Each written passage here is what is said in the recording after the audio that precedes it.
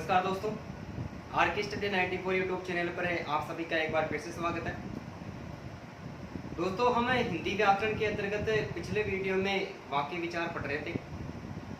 वाक्यों का जो वर्गीकरण हमने 3 आधारों पर किया था, क्रिया के आधार पर वाक्य, रचना के आधार पर वाक्य और अर्थ के आधार पर वाक्य। तो वाक्यों का 3 वर्गीकरण किया था और तीनों आधार पर वाक्यों को हमने कंप्लीट रूप से पढ़ लिया था। आज हम अध्ययन करने वाले हैं समास के बारे में। दोस्तों, YouTube की बात करें तो YouTube पर मैंने समास के संबंध में बहुत सारे वीडियो देखे, लेकिन समास के लोगों ने वीडियो बना रखे 10 मिनट के, 15 मिनट के, 20 मिनट के, जो समास से लगभग 7 या 8 क्लासों में कंप्लीट होता है, उस सारे मैटर को 20 या 25 मिनट में जिस अध्यापक ने पूरा कर दिया।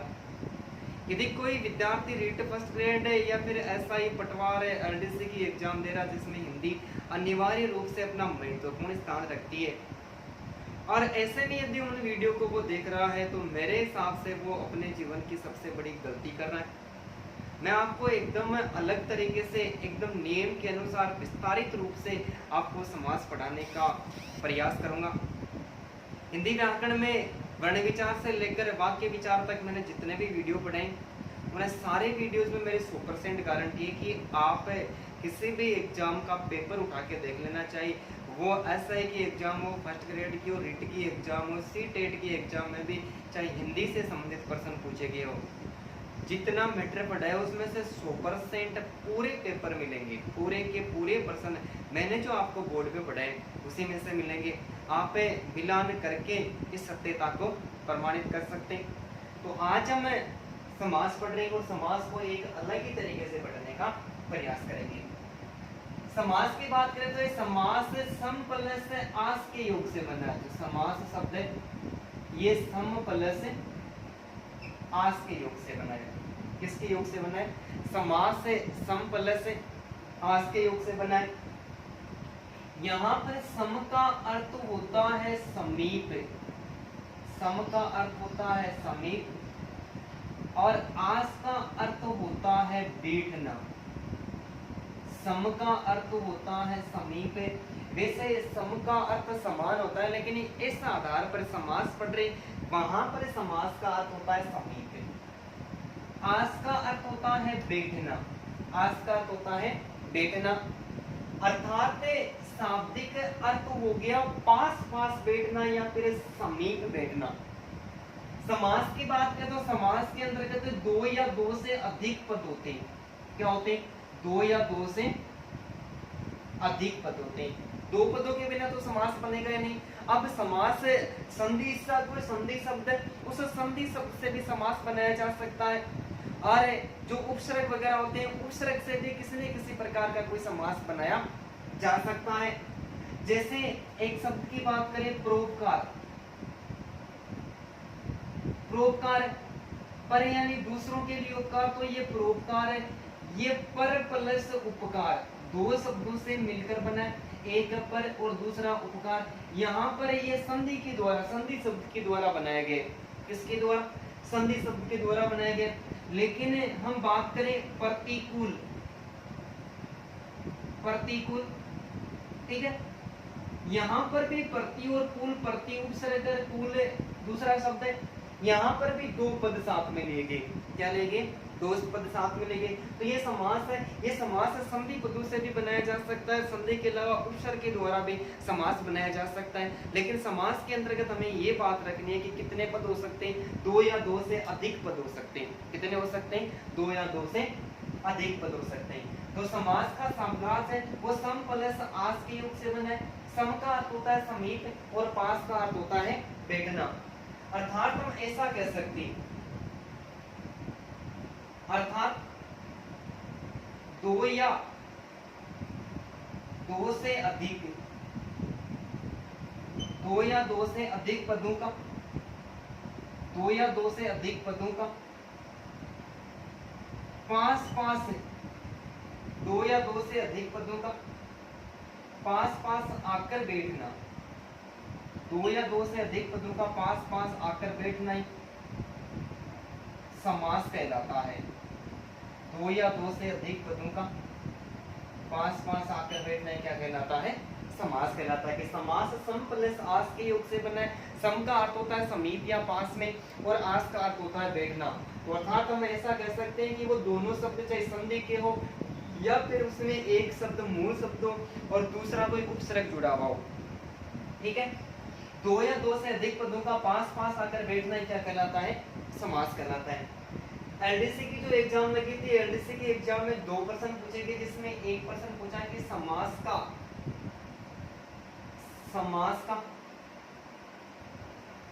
शाब्दिक अर्थ, समास का शाब्दिक अर्थ क्या होता है? ये प्रश्न एलडीसी की एग्जाम में पूछा था। तो समास का शाब्दिक अर्थ होता है संक्षिप्तीकरण। क्या होता है? समास का शाब्दिक अर्थ होता है संक्षिप्तीकरण। ये प्रश्न एलडीसी की एग्जाम में पूछा भी जा चुका है। अर्थात इस संक्षिप्तीकरण के अंतर्गत हम परिभाषित कर सकते हैं समास को कि अर्थात किसी बड़े कथन को, अर्थात किसी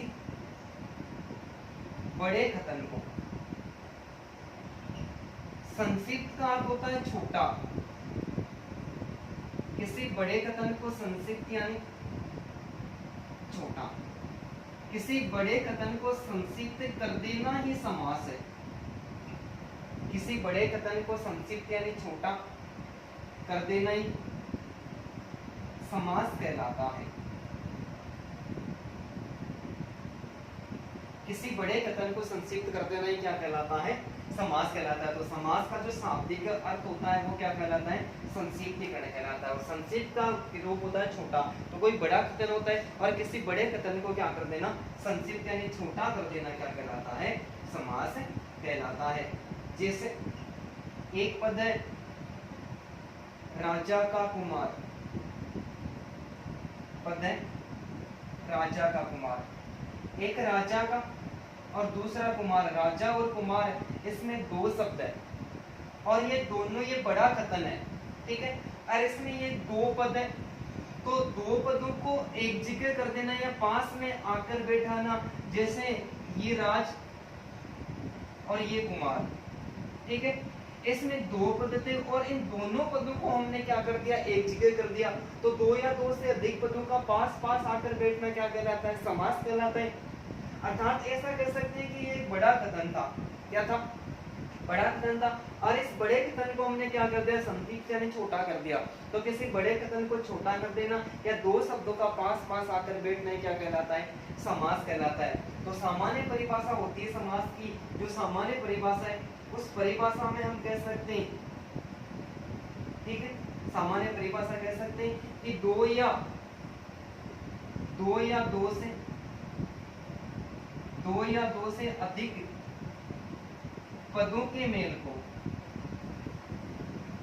दो या दो से अधिक पदों के मेल को समास कहते हैं। दो या दो से अधिक पदों के मेल को क्या कहते हैं? समास कहते हैं। कि दो पद होते हैं या फिर दो से अधिक पद होते हैं, वो आकर आपस में मिलकर क्या करते हैं? उसका छोटा रूप कर देते हैं, संक्षिप्त रूप कर देते हैं, तो उसे क्या कहते हैं? समास कहते हैं। जैसे मधु एकत्र करने वाली मक्खी, मधु एकत्र करने वाली जो मक्खी होती है वो क्या कहलाती है? मधुमक्खी कहलाती है। मधुमक्खी, मधु एकत्र करने वाली मक्खी क्या कहलाती है? मधुमक्खी कहलाती है। तो यहाँ पर दो या दो से अधिक पद थे और हमने दो या दो से अधिक पदों को क्या कर दिया? आपस में मिला दिया, एक जगह कर दिया। तो दो या दो से अधिक पदों के मेल को समास कहते हैं। दो पदों का पास पास आकर बैठ जाना समास कहलाता है। और किसी बड़े कथन को संक्षिप्त कर देना भी क्या कहलाता है? समास कहलाता है। तो एक बार फिर से बात कर लेते हैं कि समास सम प्लस आस के योग से बना है। किसके योग से बना है? सम प्लस आस के योग से बना है। सम का अर्थ होता है समीप या फिर पास में। तो दो या दो से अधिक पदों का पास पास आकर बैठ जाना क्या कहलाता है? समास कहलाता है। तो हम ऐसा कह सकते हैं कि समास में दो पद होते हैं। समास संधि शब्दों से भी बनाया जा सकता है। इसके अलावा किसी भी मूल शब्द में उपसर्ग या कोई प्रत्यय जुड़ जाता है, या फिर कोई विशेषता या फिर उप में कोई उपमान जुड़ जाता है, तो इनके जुड़ने से भी किसकी उत्पत्ति होती है, समास की उत्पत्ति होती है। तो सामान्य परिभाषा होगी दो या दो से अधिक पदों का पास पास आकर बैठना समास कहलाता है। समास का जो शाब्दिक अर्थ होता है वो क्या होता है, संक्षिप्तीकरण होता है। एलडीसी में प्रश्न पूछा हुआ है, अर्थात किसी बड़े कथन को क्या कर देना, छोटा कर देना। जैसे राजा का कुमार है, ये राजकुमार हो गया, तो ये बड़ा कथन था, बड़ा कथन का हमने बड़े कथन को क्या कर दिया, छोटा कर दिया। फिर ये बड़ा कथन में ये अलग अलग शब्द थे, इन अलग अलग शब्दों को हमने पास में लाकर बैठा दिया। एक तरफ राजा को बैठा दिया, दूसरी तरफ कुमार को बैठा दिया, नया शब्द क्या बना, राजकुमार बना। तो सामान्य परिभाषा होगी दो या दो से अधिक पदों के मेल को क्या कहते हैं, समास कहते हैं। कि मधु एकत्र करने वाली मक्खी क्या कहलाती है, मधुमक्खी कहलाती है। इस शब्द में एक से अधिक पद यानी दो या दो से अधिक पद और सबको हमने एक जगह कर दिया, तब वो क्या कहलाता है, इनका मेल कर दिया, तब वो क्या कहलाता है, समास कहलाता है। आप इनका एक बार स्क्रीनशॉट ले लें।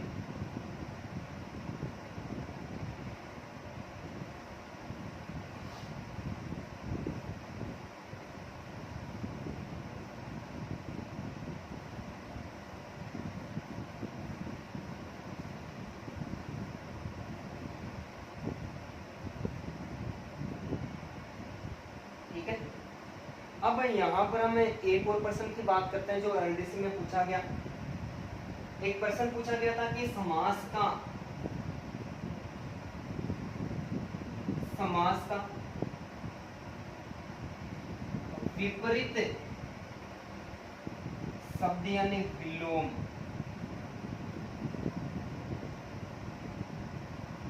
क्या होता है। समास का जो विपरीत होता है वो क्या होता है। तो क्या समास का जो विपरीत होता है वो विग्रह होता है, या फिर समास का जो विपरीत होता है वो व्यास होता है। समास का जो विग्रह होता है, समास का जो विपरीत होता है वो विग्रह होता है या फिर व्यास होता है इन दोनों में से। और ये आपको सोच समझ के इसका जो आंसर है वो कमेंट बॉक्स में मुझे बताना है। ऐसा भी एक प्रश्न संधि से संबंध में पूछा गया था। संधि के संबंध में पूछा गया कि संधि का विपरीत होता है, किसका, संधि का विपरीत होता है।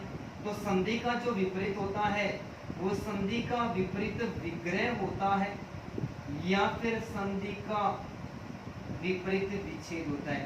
ये दोनों ही प्रश्न एलडीसी के एग्जाम में पूछे गए थे कि समास का विपरीत यानी विलोम क्या होता है और संधि का विपरीत यानी विलोम क्या होता है। ये दो प्रश्न आपके सामने हैं और आप कैसे भी करके सोच समझ के उत्तर देना है और इन दोनों प्रश्नों का जो आंसर है वो कमेंट बॉक्स में वीडियो पूरा देखने के बाद जरूर करना है। यदि आप किसी भी प्रकार की कोई गलती करते हैं तो जब भी समास का अगला वीडियो मैं लेकर आपके सामने उपस्थित होऊंगा तब इन दोनों प्रश्नों का आंसर मैं आपको एकदम सही बताऊंगा। इससे पहले आप अपने दिमाग पर जोर लगाइए या फिर ढूंढने की कोशिश करें कि समास का विपरीत क्या होता है और संधि का विपरीत क्या होता है। दोनों ही प्रश्न एलडीसी के एग्जाम में पूछेंगे, ठीक है। आप दोनों प्रश्नों का एक बार स्क्रीनशॉट ले लें।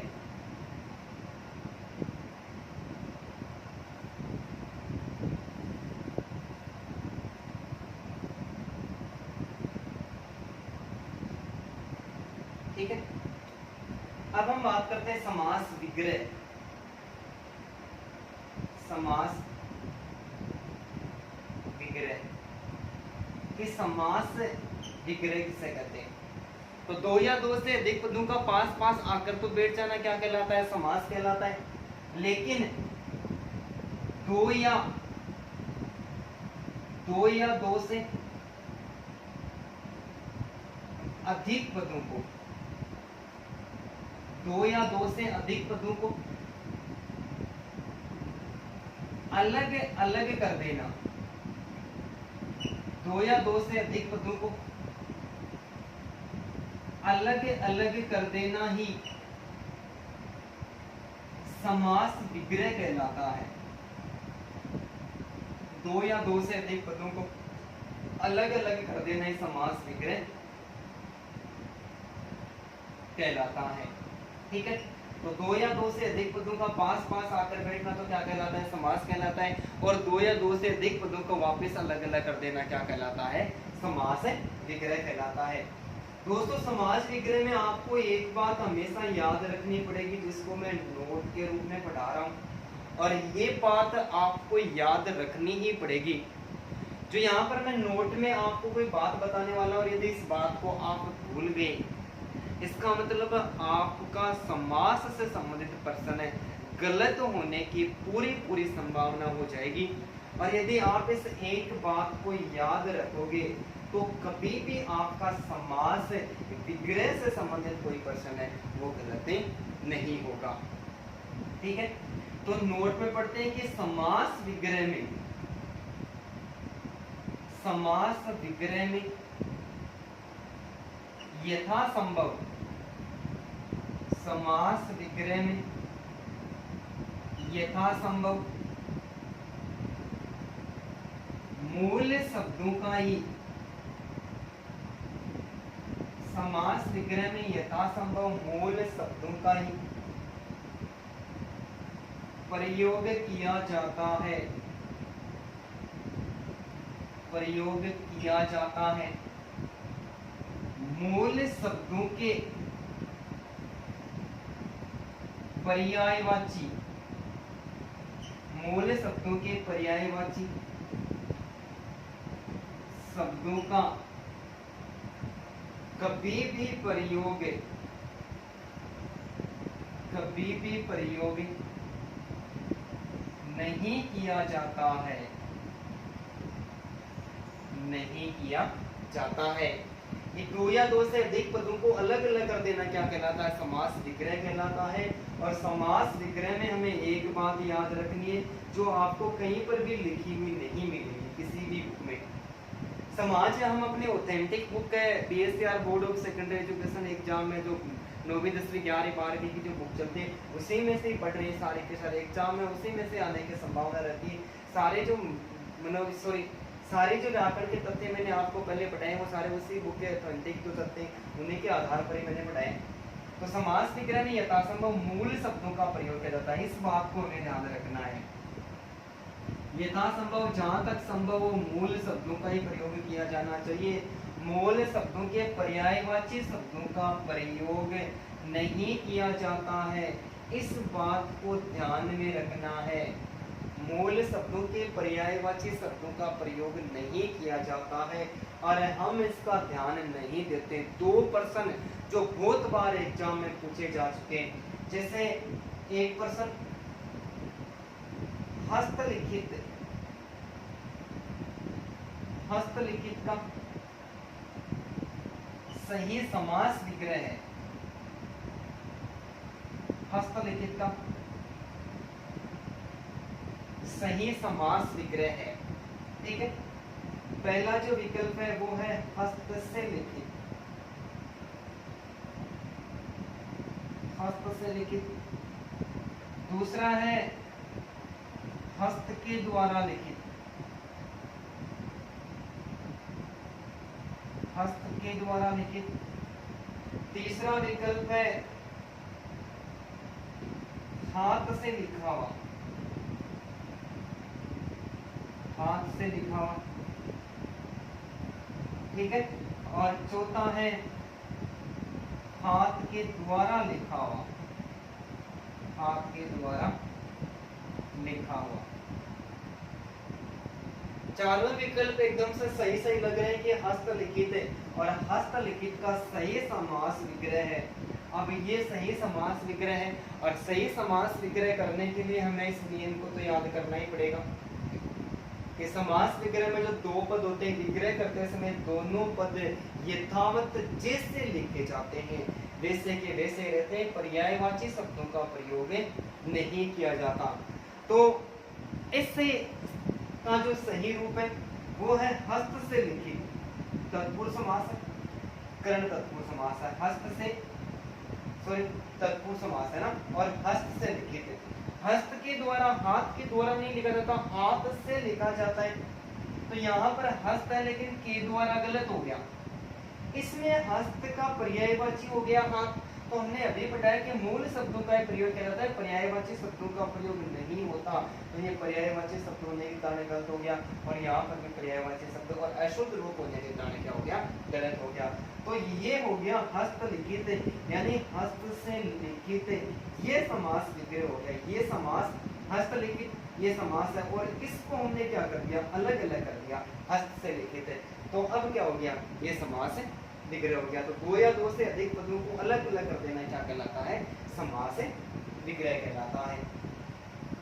इसके अलावा एक और प्रश्न पूछा गया, कि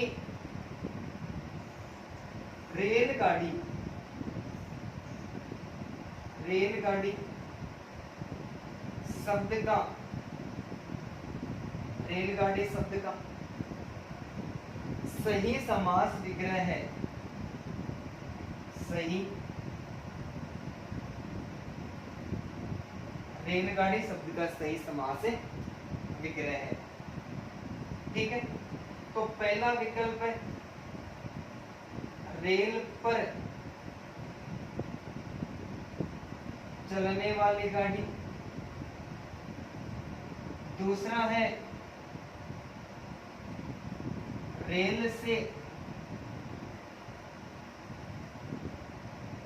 चलने वाली गाड़ी, तीसरा है पटरी पर चलने वाली गाड़ी, या फिर लोहे पत्ते गामिनी।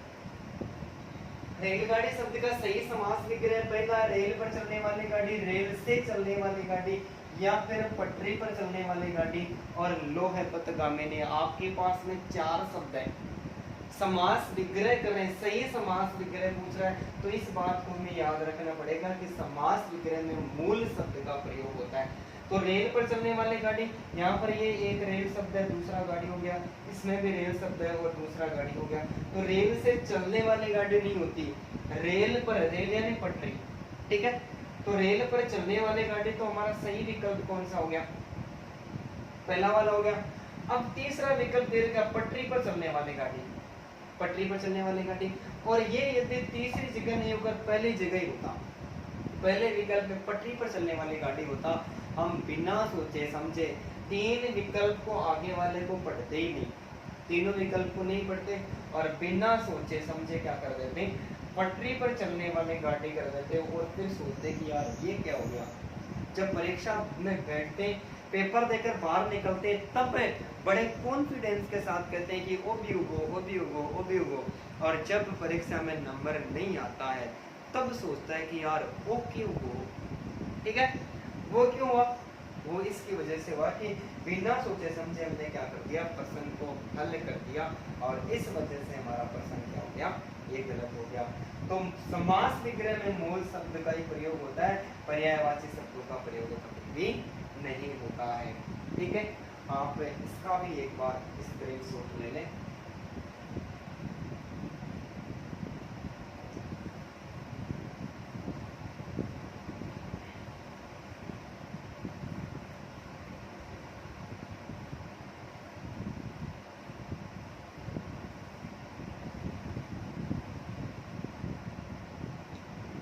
अब हम बात करते हैं समास के भेद।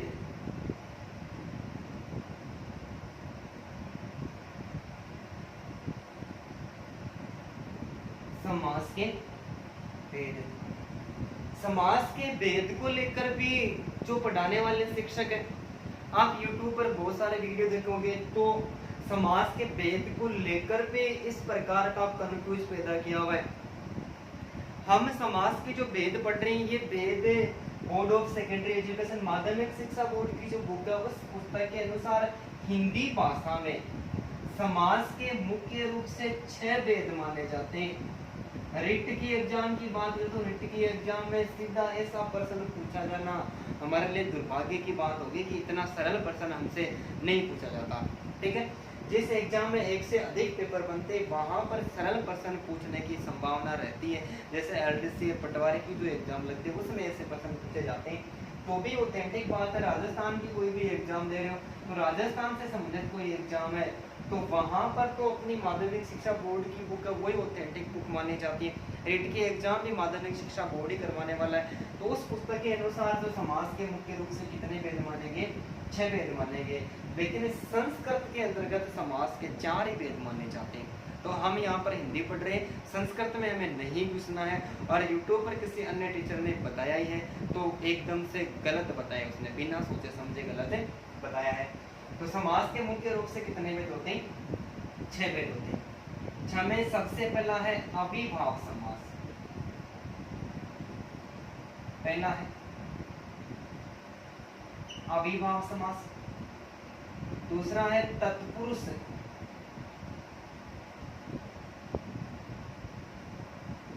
तत्पुरुष समास। तीसरा है द्वंद्व समास।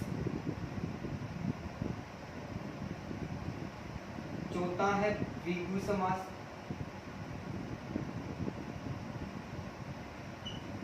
पांचवा है कर्मधारय समास।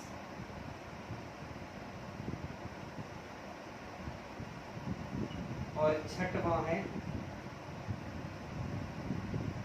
बहुव्रीहि समास। छठवां है बहुव्रीहि समास। तो समास के मुख्य रूप से 6 भेद माने गए। और यदि परीक्षा में ऐसा प्रश्न पूछ जाता है और 6 विकल्प में नहीं होता है और उस समय यदि 4 का ही विकल्प होता है तो वहां पर हमें 4 स्वीकार कर लेना है। तो संस्कृत के अकॉर्डिंग 4 कैसे होते हैं कि अविभाव समास है यानी नहीं, वे यानी जिसका खर्च नहीं होता है, यानी अव्ययभाव समास के जितने भी पद होते हैं जब इनको विस्तार पूर्वक पढ़ेंगे वहां पर मैं पूरी जानकारी बताऊंगा। इसके 4 भेद कैसे हो सकते हैं उसके बारे में हम थोड़ी सी जानकारी कर लेते हैं। कैसे होता है कि अविभाव समास का पहला पद प्रधान होता है। क्या होता है? अविभाव समास का पहला पद प्रधान होता है। प्रधान वो होता है कि जिसकी मुख्य क्रिया होती है और जो अपने आप में किसी प्रकार का बदलाव नहीं कर सकता। अव्यय है तो अव्यय रहेगा, उपसर्ग है तो उपसर्ग ही रहेगा, मूल शब्द में किसी प्रकार का परिवर्तन नहीं होता, तब प्रधान होता है। तो अविभाव समास का पहला पद प्रधान होता है। तत्पुरुष समास का दूसरा पद प्रधान होता है। प्रथम पद दूसरा पद प्रधान होता है। ठीक है, बाकी जो अन्य विशेषताएं होती है उनके साथ में जुड़ी हुई रहती है। द्वंद्व जो समास होता है, इस द्वंद्व समास के दोनों पद प्रधान होते हैं। पहला भी प्रधान होता है और दूसरा भी प्रधान होता है। इसका मतलब द्वंद्व समास के दोनों पद प्रधान होते हैं। द्विगु समास होता है, द्विगु समास का प्रथम पद संख्यावाची शब्द होता है। प्रथम पद संख्यावाची होता है और संपूर्ण पद किसी समूह का बोध करवाता है। संपूर्ण पद किसी समूह बन जाता है। पहला संख्यावाची शब्द होता है, सारा का सारा शब्द है, संपूर्ण शब्द है, वो समूह का बोध करवाने लगता है। तो द्विगु समास। कर्मधारय समास है, कर्मधारय समास का भी द्वितीय पद प्रधान होता है। द्वितीय पद प्रधान होता है, लेकिन द्वितीय पद दोनों पद होते हैं। दोनों पदों में एक पद या तो विशेषण होता है या फिर विशेषण के साथ में विशेष्य होता है, या फिर एक पद उपमेय होता है, या फिर दूसरा पद उपमान होता है, या फिर किसी भी पद में रूपक अलंकार होता है। क्या होता है? रूपक अलंकार होता है, या फिर सु और सु के साथ में जो कु उपसर्ग है, सु और कु उपसर्ग से बनने वाले जितने भी पद होते हैं उन सब में कर्मधारय समास होता है। लेकिन कर्मधारय समास होने के साथ में विशेषण, विशेष्य, उपमेय, उपमान, रूपक अलंकार, सु और कु उपसर्ग है, इनका जो दूसरा पद होता है वो क्या होता है? प्रधान होते हैं। बहुव्रीहि समास के दोनों पद प्रधान होते हैं। क्या होते हैं? दोनों पद प्रधान होते हैं, लेकिन दोनों पद अपना अस्तित्व खो देते हैं और समास विग्रह करने पर कोई तीसरा अर्थ निकाल देते हैं। क्या करते हैं? तीसरा अर्थ निकालते हैं। तो तीसरा अर्थ निकलने के कारण वहां पर कौन सा समास?